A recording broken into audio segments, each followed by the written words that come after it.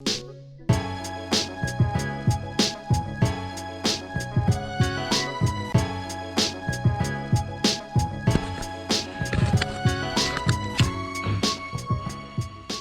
right, so at this point, I've got the intake all painted up and it's installed and it works beautifully. I actually took this out on the road to do more testing with it because I actually wasn't happy with the ride I did. I wanted to take it and really get it up to speed and up to temperature. And it runs actually really good. Like once it warms up, the throttle doesn't bog at all anymore. So I don't really know what causes that, but I don't know if I even need to rejet this. Like I thought it was gonna be bad enough that I was gonna hate it, but it runs fine, so I'm really happy with that. I did install the license plate bracket and the rear tail light because I needed this thing to be road legal so I could actually take it out and test this. So I'll show that to you now.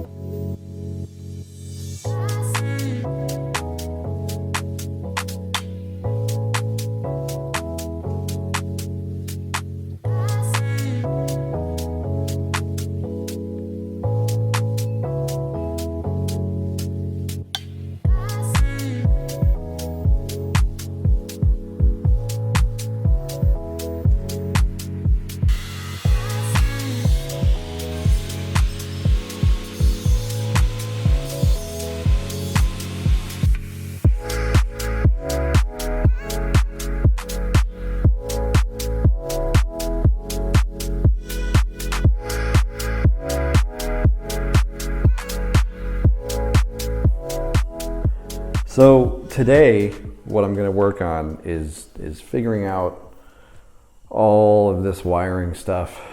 So I'm going to take the switches off and I'm going to take off this junction box here. This is where all the wires go and they kind of plug into the controls through here. So what I want to do is take the controls off, take that off, pull this harness down and kind of lay it out so I can see what I'm working with.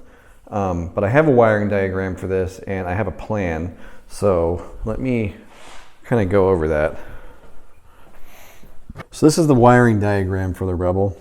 The push button start is a momentary switch that when pressed, the power is diverted to the starter relay and that runs the starter motor while it's pressed. So we're talking about a black power wire and a yellow and red wire that goes to the starter relay. So that should be simple enough. I'm hoping I can pull those wires through the harness back to the fuse box, and then I can attach them to a switch that's going to be outside of the battery box. I'm using a 3-position switch with an off in the middle for the headlight switch. So I'm going to run a wire for the high beam and the low beam, but this brown and red wire is going to be the power supply for that. Next is the start-stop switch, which I haven't quite wrapped my head around how this works. The kill switch is connected to the ignition, and then that's coming down here to this junction between the switch itself and the CDI. So when the ignition is switched to the on position, this gets disabled. This part of the wire here gets disabled, and then you have a connection going from the CDI through the switch to a ground. And according to the way this is drawn, the ground is the on position. So I'm thinking if I just take that wire and ground it, I'll just bypass the start-stop switch.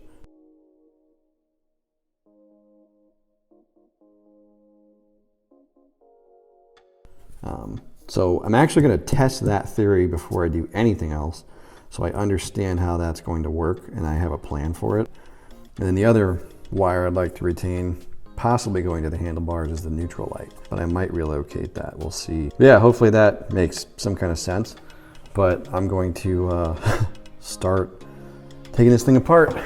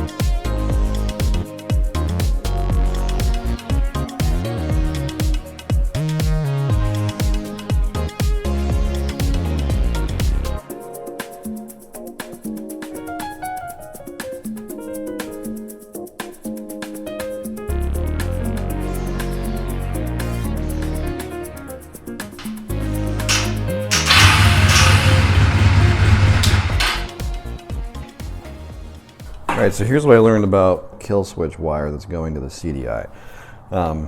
If this becomes grounded, it shuts the motorcycle off. So I think this drawing might be wrong. I think the stop should actually be where the ground is. So when I wired the CDI directly to a ground, the engine didn't start at all. When I ungrounded it and left it in the air, the engine would start, but I couldn't shut it off with the key. So what I've done now is I've connected this CDI wire to the wire that's going to the ignition. That way, when it's switched on, it's ungrounded, and when it's switched off, it is grounded. So now I can switch the engine on and off using only the key.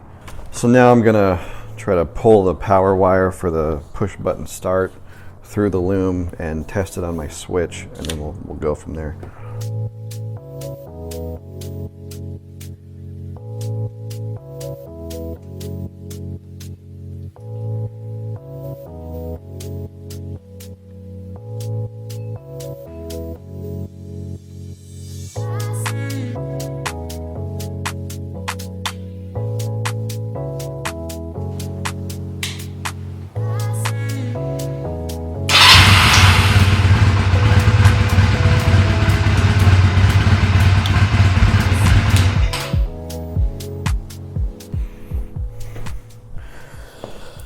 All right, so here's what I've got. The majority of the wiring harness I pulled off of the frame of the bike. I pulled it through this hole by the carburetor. I had to take my intake off in order to do this. And then I've kind of got it all hanging out here. So everything that I want to keep is labeled, including some things I'm actually not going to keep. I just wanted to make sure I knew what all of this went to. I've got the plugs for the coils, which are up here just hanging off the spark plugs. And yeah, so basically my plan now is to cut a length of this out and shorten this whole thing up. So this bunch of wires is right here. And then from there I can run things to where I want them to go. And the stuff that's going to be going to the handlebars, I'll probably end up having to extend, but that's okay. All of this stuff right here is going to the fuse box, and then there's power here going to the brake light. And I have all of that zip tied to the frame here because I want to keep all that intact. I don't want to have to cut any of it. So it fits nicely right here, so I'm thinking that's where it's going to stay. And I'm actually keeping the turn signal relay switch, which is right here. So later on down the road, if I wanted to, or if someone wanted to reinstall turn signals, all they would really have to do is find this gray wire in the harness and run that to a switch, and then buy a kit probably with turn signals and wires, and then wire those to the same switch. But this will save somebody the trouble of having to, I guess, find a turn signal kit that has a relay in it, and that will work like that. So yeah, I actually feel a lot better about it now. I feel like I know what I'm looking at, and I've been looking at this diagram so much I could almost tell you what each of these wires is just based on its color. So that's kind of fun.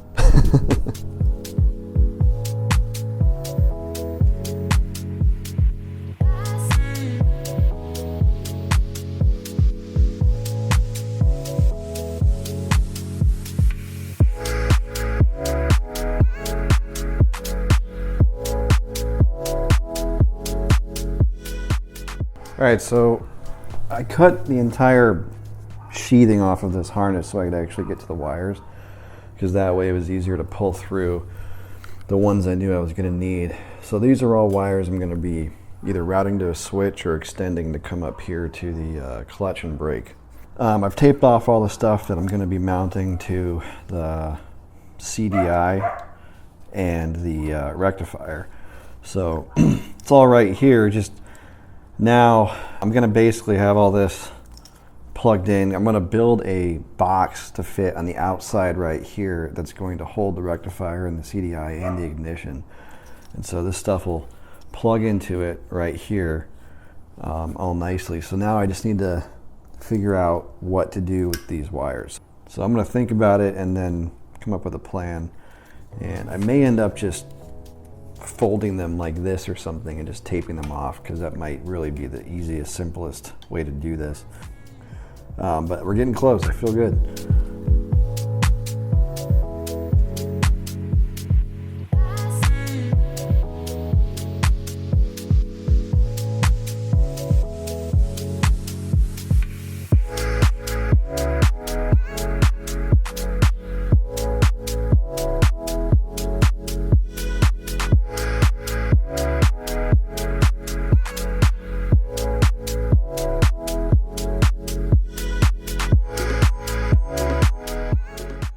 All right, so this cover, this battery cover with the switches installed in it, is going to fit right here, but there's a slight problem. This mount right here that the old battery cover attached to is directly in the path of where one of my toggle switches needs to be. So it looks like it'll be easy enough just to cut that off. So that's what I'm going to do. I'm going to kind of pull these wires out of the way. Maybe cover this with a wet rag or something so sparks don't hit it, because this carburetor does have gas in it. And I'm going to leave it that way. But this shouldn't take long, and I think I can do it with a Dremel. So I'm going to cut that off, and then this guy will fit right here.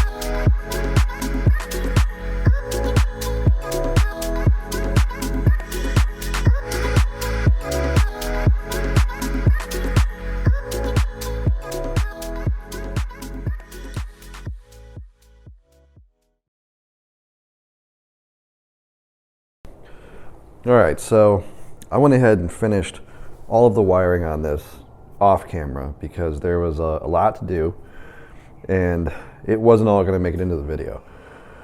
So I'm going to go over everything I've done here, and then I think we're just going to wrap this video up. But I want to start with this battery cover in case I haven't made it clear what I've done here. Let's take it off. I'll kind of go over it. Kind of hard to see because it's so nicely tucked in here. But I've drilled 2 holes in the front, one for my starter switch and one for the headlight switch. And these are like waterproof, dustproof marine switches. So they have these coated cables that come out, which make them much easier to splice into. But I spliced those into a trailer plug harness. Obviously those are crimped, heat shrink taped, and then these are all taped together so that they stay together and it's cleaner. And then those are plugged into the other end of the harness where power for the headlight goes and power for the starter goes and all that good stuff. This way I can just unplug this and fully remove the cover if I want to, because I didn't want to have this set up so that you'd have to cut the wires every time you take the battery cover off. That doesn't make any sense. But other than that, I put the ignition down here too. Pretty proud of it's. I need to find a grommet that fits this so that I don't, because right now I have electrical tape on here so that I could push it through the hole and it would stay there. But if I could find like a rubber grommet that would fit, that would be perfect. There was one on it, but I destroyed it while trying to cut it down accidentally. So I ruined that. But this also has a trailer harness on it, which you can see. We'll see it from the other side in a minute. But that just pokes through and it fits just perfectly between the fuse box, the negative cable, and this back battery cover mount. It's really the best place I've found to, if you want to actually keep this. Otherwise, you're looking at attaching it to like a part of the frame or something, and it's going to look janky. So that's that. So let's bolt this back up, and then I'll go to the other side. Okay, so for the other side here, all my taillight wires, just pretend those don't exist right now. I'm waiting on a cable sleeve that'll actually, I'm going to put over that, and I'm going to nicely tuck it under the swing arm here so that you can't see it very easily, and if you do, it'll look nice. But here's everything else. So I reduced the length of everything that I could, and my original plan was to get like a little box, like build a box right here for the voltage regulator and the CDI, but the more I thought about it, the more I looked at it, and looked at photos of other builds, I realized you can bolt this voltage regulator to the back of the battery box. There's like a metal mount that the battery tray is sitting in. And on the far right side of it, which you can't see from here, you have just enough clearance for a bolt and a nut. So I have bolted this this voltage regulator to the back of that using hardware that was on the bike, by the way.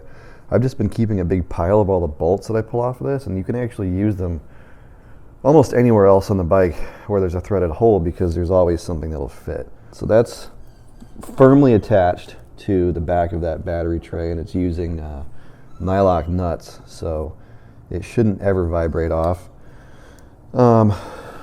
This is zip tied then to the back of that tray, which you're really not going to see this, because the other point I wanted to make was that because my intake comes out to here, it actually covers up almost this whole area. So other builds I've looked at, people just have a pod filter right here attached to the carb, and so this whole area is wide open, and you would be able to see this, but because I've created that chamber for the crankcase breather, it creates a longer intake, and it actually hides more of this, so I think I'm actually good. The CDI, I've created like a little bracket using that same aluminum bar stock I used for the tail light here. It's not painted or anything, so it kind of looks pretty quick and dirty, but it's really firmly attached right here, and then you can actually just slide the CDI right over that. And I added a zip tie just to keep it from wiggling too much, but when the seat's on top of this, you're never even going to know that's there unless you look at it from a certain low angle here. But yeah, everything looks good, I think. Other than that, I found out the indicator lights. Let me grab one and show you. These little indicator lights that were in the original speedometer assembly will just, you can pull these little caps off, the rubber piece pulls through, and I discovered they fit perfectly in these little frame holes here. It's a tight fit, but look at that. So if you can mount your seat far enough back, you can actually retain your neutral light, your kickstand light, all that good stuff. So I haven't wired anything else. I've only wired the neutral light. So if I want to attach the kickstand light or the high beam light later, I can. I just have to undo some of this tape, and I've actually labeled the wires that are for that, so it wouldn't be very difficult for me to actually wire that up later. But also here I've got the choke, which is now mounted on the carburetor. That's an interesting piece of equipment because it only has one position. So when you're actually trying to warm up the bike, I just kind of pull it like that and don't even lock it into position. It'll just give the bike some more revs and help it warm up a little bit. I'll learn more about that later once I actually start riding the bike in this configuration. But I've only just started it and let it idle so I can make sure everything's working. Lastly, we have the ignition coils, which used to be mounted up here, but they have been moved now to this bracket here, and I actually am trying to remember what was on that bracket. I think I have some photos. So what was attached to this was actually like a rubber heat shield. All right, so yeah, this was containing like a rubber heat shield, which I don't know if it needed that. Maybe it needed that. I don't know what that was shielding. But I've gotten rid of that. I've moved the ignition coils back onto that bracket, and I've actually chopped off the ends of that bracket. And then the wiring for those ignition coils is going right over the carburetor down here back into the harness. Let's stand back and look at it. I'm super happy with that progress so far. I'm actually just really glad to have that part done. But anyway, Let's wrap this video up. In the next video, we'll be taking these bars off, putting the new ones on. I've got even new lever assemblies that are going on this. We're gonna put the headlight on. A lot of it's gonna come together, at least on the front end, and then probably put the seat on too, which I don't have yet, but I will by the time I'm done with that video. So anyway, thanks for watching, everybody.